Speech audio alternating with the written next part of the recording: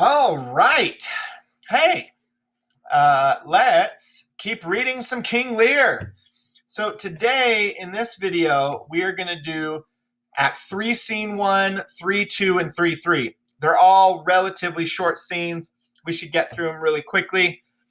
Just remember that, we're marking stuff up. Yellow and green is what we're doing. So let me get my green ready. And this is out in the storm. So remember that the storm started and then they sent Lear out into it. And now we have Kent still in disguise, Caius Kent, and then a gentleman. So it's raining and thunder and lightning. And Kent says, "Who's there besides foul weather? One minded like the weather most unquietly. I know you. Where's the king? Contending with the fretful elements, bids the wind blow the earth into the sea or swell the curled waters above the main, that things might change or cease, tears his white hair, which the impetuous blasts with eyeless rage catch in their fury and make nothing of, strives in his little world of man to outscorn the to and fro conflicting wind and rain, this night wherein the cub-drawn bear would couch, the lion and the belly-pinched wolf keep their fur dry, unbonneted he runs and bids that will take all. But who is with him? None but the fool who labors to outjest his heart-struck injuries." So we have determined Lear is out in the storm, and the only person that's with him is the fool. "So I do know you, and dare upon the warrant of my note commend a dear thing to you. There is division, although as yet the face of it is covered with mutual cunning twixt Albany and Cornwall, who have not that their great stars throned and set high, servants who seem no less, which are to France the spies and speculation intelligent of our state. From France there comes a power into this scattered kingdom, who already wise in our negligence have secret feet in some of our best parts and are at point to show their open banner." So we're going to highlight in green all this all the way down to banner. And this gentleman is actually from Cordelia. He's a servant of Cordelia in France, and he has come to talk to Kent because Cordelia knows that Kent is in disguise and is helping her father. So there's spies about. And he says that there's a division between Albany and Cornwall. They don't like each other and they might come to battle. And that France has already sent some troops to land somewhere secretly in England. And so Kent knows all these things. "Now to you, if on my credit you dare build so far to make your speed to Dover, you shall find some that will thank you, making just report of how a natural and bemaddening sorrow the king hath caused to plain." So Dover, I would underline for yourself. Dover is important. Dover is where Cordelia and the French troops have landed. And Dover becomes a symbolic safe place in Lear. By the end of the play, we all will go to Dover. And so Cordelia and the French troops are in Dover, and he says, "Go to Dover and you'll be taken care of. What hath been seen either in snuffs and packings of the dukes, or the hard reign which both of them hath borne against the old kind king, or something deeper, whereof perchance these are but furnishings, I am a gentleman of blood and breeding, and from some knowledge and assurance offer this office to you." The gentleman says, "I will talk with you further." "No, do not, for confirmation that I am much more than my outwall. Open this purse and take what it contains." So he hands him a purse of money and a ring.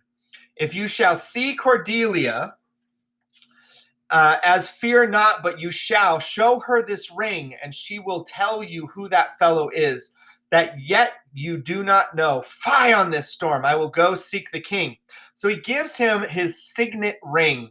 So the signet ring of the House of Kent. And he says, "Give this to Cordelia and she will tell you who I am. And then you'll know. And send her my message.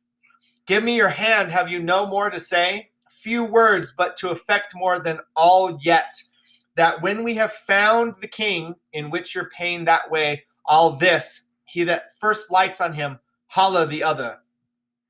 They exit. So that's the first one. Now, Act 3, Scene 2 is the most iconic scene in all of King Lear. It is Lear fighting against the elements. Fly, you storm! And he's screaming at the heavens. And the fool is next to him, like freaking out. So we enter Lear and the fool, and the storm is just raging. Blow winds and crack your cheeks, rage blow. We're going to highlight that in yellow. That's really famous lines. You cataracts and hurricanos, spout till you have drenched our steeples, drowned the cocks, you sulphurous and thought executing fires, vaunt couriers of oak-cleaving thunderbolts, singe my white head, and thou all shaking thunder, strike flat the thick rotundity of the world, crack nature's mold, all German spill at once that make ungrateful man. So he's screaming at the heavens.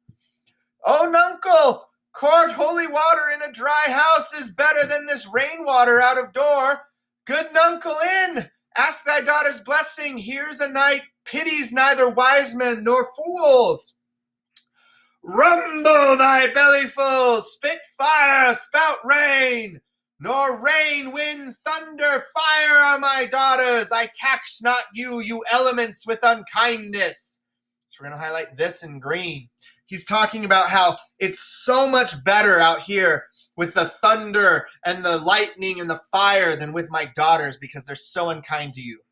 I never gave you a kingdom and called you children. You owe me no subscription. Then let fall your horrible pleasure. Here I stand your slave, a poor, infirm, weak, and despised old man. Highlighting green. But yet I call you servile ministers that will with two pernicious daughters join your high-engendered battles against a head so old and white as this. Oh ho, 'tis foul. Fool says, he that has a house to put heads in has a good headpiece. The codpiece that will house before the head has any, the head that he shall louse. So beggars many marry many. The man that makes his toes, what his heart should make, shall of a corn cry woe, and turn his sleep to wake. For there was never yet fair woman, but she made mouse in glass. No, I will not be the pattern of all patience. I will say nothing. Now Kent comes in, disguised. Who's there?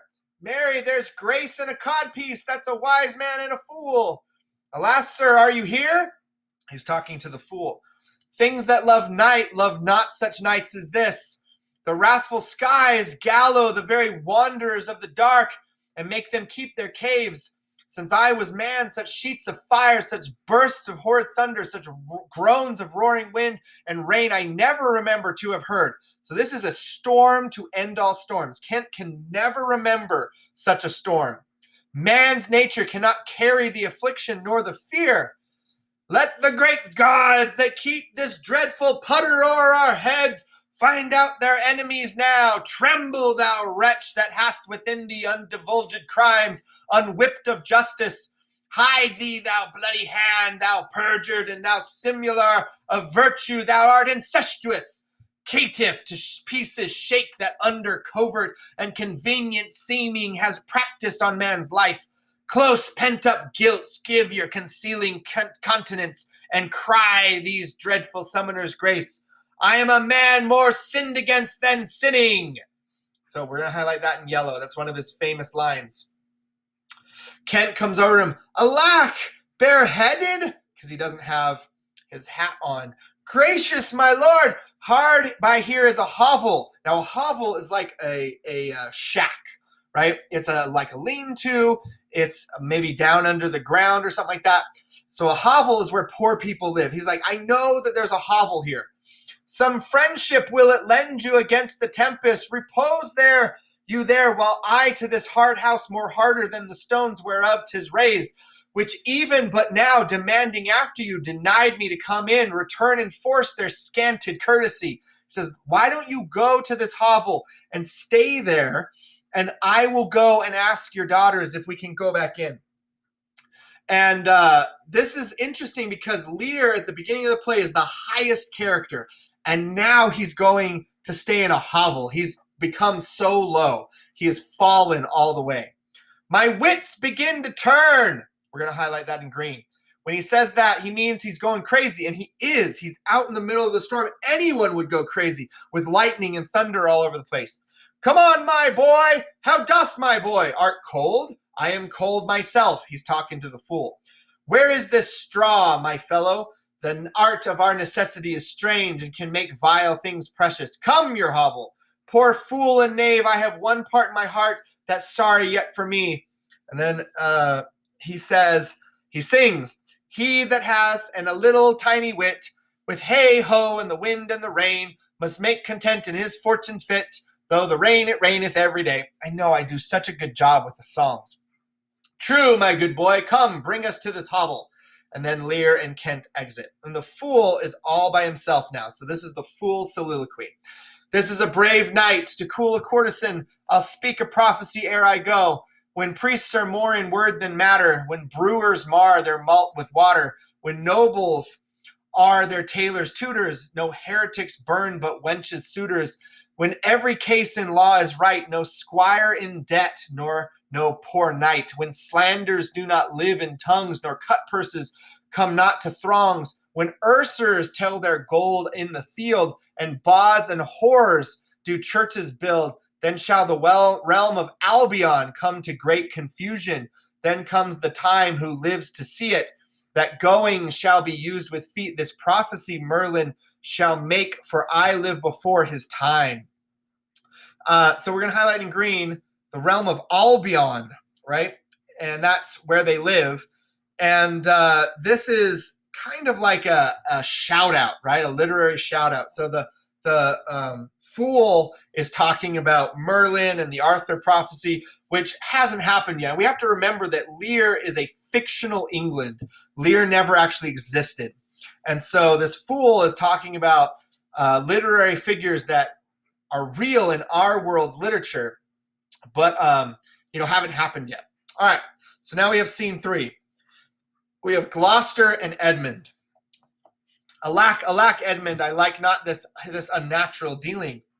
When I desired their leave that I might pity him, they took from me the use of mine own house, charged me on pain of perpetual displeasure, neither to speak of him, entreat for him, or in any way sustain him. Now, Gloucester is talking about Cornwall and Regan. And so he says, I asked them if I could go and help Lear, and they said, absolutely not. And if you do, you're going to be in trouble. Most savage and unnatural. Edmund's playing the part. Go to, say you nothing. Keep my secret, don't tell them. There is division between the dukes, and worse than that. We're going to highlight that. I have received a letter this night. 'Tis dangerous to be spoken. I have locked the letter in my closet. These injuries the king now bears will be revenged home. There's part of a power already footed. We must incline to the king. I will look him and privily relieve him. Go you and maintain talk with the duke. That my charity be not of him perceived. If he ask for me, I am ill and gone to bed. If I die for it, as no less is threaten me, the king, my old master, must be relieved. There is strange things toward Edmund. Pray you be careful. Now, we're going to highlight several other things, right? These injuries the king now bears will be revenged. Okay? Home, there is a part of power already footed. He is talking about the troops from France and Cordelia in Dover. So he knows about this as well. A letter came to him, and he's storing the letter in his closet. So he says, I will look for Lear privately and relieve him. I will take care of him. And I want you to go and talk to Cornwall and Regan and tell them that I'm ill and I've gone to bed.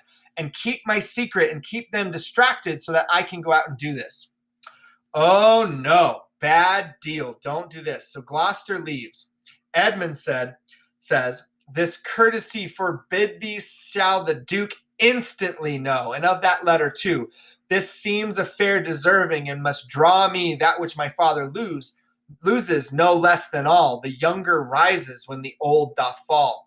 This is working perfectly in Edmund's plan.